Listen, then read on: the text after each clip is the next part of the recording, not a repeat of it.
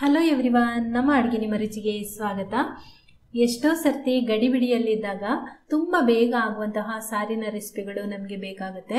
ಇವತ್ತು ನಾನು ನಿಮಗೆ ರುಚಿಕರವಾಗಿರುವಂತಹ ಹಾಗೆಯೇ ಆರೋಗ್ಯಕರವಾಗಿರುವಂತಹ ಮೂಲಂಗಿಯಿಂದ ಮಾಡುವಂತಹ ಒಂದು ದಿಢೀರ್ ಸಾರಿನ ರೆಸಿಪಿಯನ್ನು ತೋರಿಸ್ತಾ ಇದ್ದೀನಿ. ಬನ್ನಿ ಹಾಗಾದರೆ ಇದನ್ನು ಮಾಡುವ ವಿಧಾನ ಹೇಗೆ ಅಂತ ನೋಡೋಣ. ಅದಕ್ಕಿಂತ ಮುಂಚೆ ನೀವಿನ್ನು ನಮ್ಮ ಚಾನಲ್ಗೆ ಸಬ್ಸ್ಕ್ರೈಬ್ ಆಗಲಿಲ್ಲ ಅಂದರೆ ದಯವಿಟ್ಟು ಸಬ್ಸ್ಕ್ರೈಬ್ ಮಾಡ್ಕೊಳ್ಳಿ. ಪಕ್ಕದಲ್ಲಿರೋ ನೋಟಿಫಿಕೇಶನ್ ಬೆಲ್ ಕೂಡ ಕ್ಲಿಕ್ ಮಾಡ್ಕೊಳ್ಳಿ.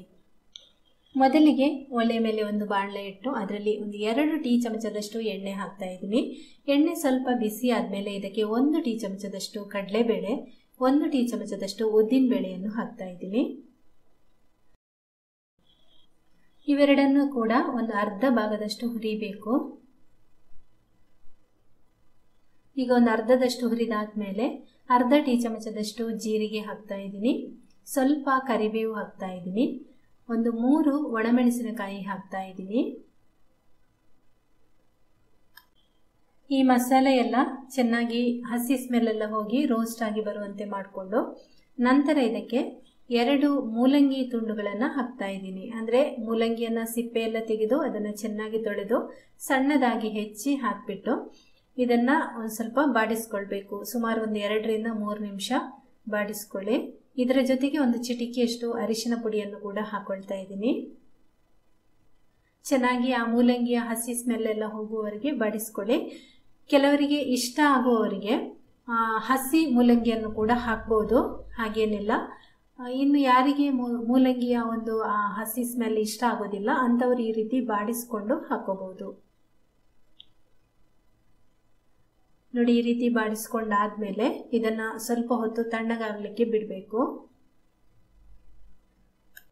ಇದು ತಣ್ಣಗಾದ್ಮೇಲೆ ಮಿಕ್ಸಿ ಜಾರಿಗೆ ಹಾಕಿಬಿಟ್ಟು ಇದನ್ನ ಸ್ವಲ್ಪ ತರಿತರಿಯಾಗಿ ಮಾಡ್ಕೊಳ್ಬೇಕು. ಅಂದ್ರೆ ನಿಮಗೆ ಒಂದು ಮೂಲಂಗಿ ಬಾಯಿಗೆ ಸಿಗೋದು ಬೇಡ ಅಂದ್ರೆ ಸ್ವಲ್ಪ ನೀರು ಹಾಕಿ ಅದನ್ನ ನುಣ್ಣಗೆ ಮಾಡ್ಕೊಳ್ಳಿ.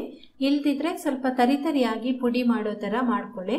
ನೋಡಿ, ತೋರಿಸ್ತೀನಿ ಯಾವ ರೀತಿ ಮಾಡ್ಕೊಂಡಿದ್ದೀನಿ ಅಂತ. ನೋಡಿ, ಈ ರೀತಿ ಮಾಡ್ಕೊಂಡಿದ್ದೀನಿ, ಆಯ್ತಾ? ನೋಡಿ, ಈ ರೀತಿ ಮಾಡ್ಕೊಂಡಿದ್ದೀನಿ.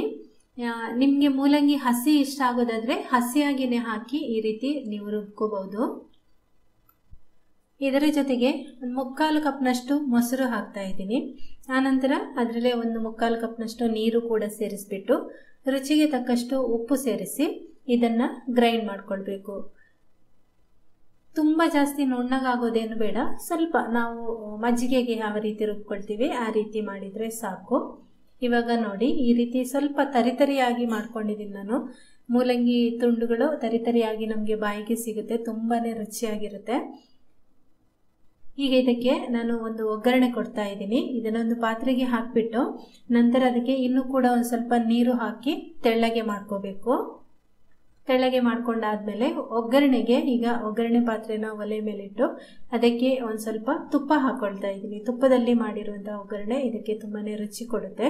ತುಂಬ ಜಾಸ್ತಿ ಬೇಡ, ಯಾಕೆಂದ್ರೆ ಇದು ಒಂದು ಆರೋಗ್ಯಕರವಾಗಿರುವಂತಹ ಒಂದು ರೆಸಿಪಿ. ಅದಕ್ಕೆ ನಾವು ತುಂಬ ಜಾಸ್ತಿ ಎಣ್ಣೆ ತುಪ್ಪ ಹಾಕೊಳ್ಳೋದೇನು ಬೇಡ. ತುಪ್ಪ ಬಿಸಿ ಆದಮೇಲೆ ಸ್ವಲ್ಪ ಸಾಸಿವೆ ಹಾಕ್ತಾ ಇದ್ದೀನಿ. ಸಾಸಿವೆ ಚಟ್ಪಟ ಅಂತ ಆದಮೇಲೆ ಸ್ವಲ್ಪ ಕರಿಬೇವು ಮತ್ತು ಚಿಟಿಕೆಯಷ್ಟು ಇಂಗು ಹಾಕಿದರೆ ಈ ಒಗ್ಗರಣೆ ರೆಡಿ ಆಗುತ್ತೆ. ಇದಕ್ಕೆ ಬೇಕಾದರೂ ನೀವು ಸ್ವಲ್ಪ ಜೀರಿಗೆ ಕೂಡ ಹಾಕೋಬಹುದು. ಇವಾಗ ರುಚಿಕರವಾಗಿರುವಂತಹ ಈ ಒಂದು ಮೂಲಂಗಿ ಸಾರು ರೆಡಿಯಾಗಿದೆ. ನೀರು ಎಷ್ಟು ಬೇಕೋ ಅಷ್ಟು ನೀರು ಹಾಕ್ಕೊಂಡು ತೆಳ್ಳಗೆ ಮಾಡ್ಕೊಳ್ಳಿ ನಿಮ್ಮ ಇಷ್ಟದ ಅನುಸಾರ. ಓಕೆ ಫ್ರೆಂಡ್ಸ್, ಇದನ್ನು ನೀವು ಅನ್ನದ ಜೊತೆಗೆ ತಿಂದು ನೋಡಿ, ತುಂಬಾನೇ ಸಖತ್ತಾಗಿರುತ್ತೆ. ಈ ವಿಡಿಯೋ ಇಷ್ಟ ಆಗಿದ್ರೆ ಒಂದು ಲೈಕ್ ಮಾಡಿ, ನಿಮ್ಮ ಪರಿಚಯದವರಿಗೆ ಶೇರ್ ಮಾಡಿ. ಹಾಗೆಯೇ ನಮ್ಮ ಚಾನಲ್ಗೆ ನೀವಿನ್ನೂ ಸಬ್ಸ್ಕ್ರೈಬ್ ಆಗಲಿಲ್ಲ ಅಂದರೆ ದಯವಿಟ್ಟು ಸಬ್ಸ್ಕ್ರೈಬ್ ಮಾಡ್ಕೊಳ್ಳಿ. Thank you.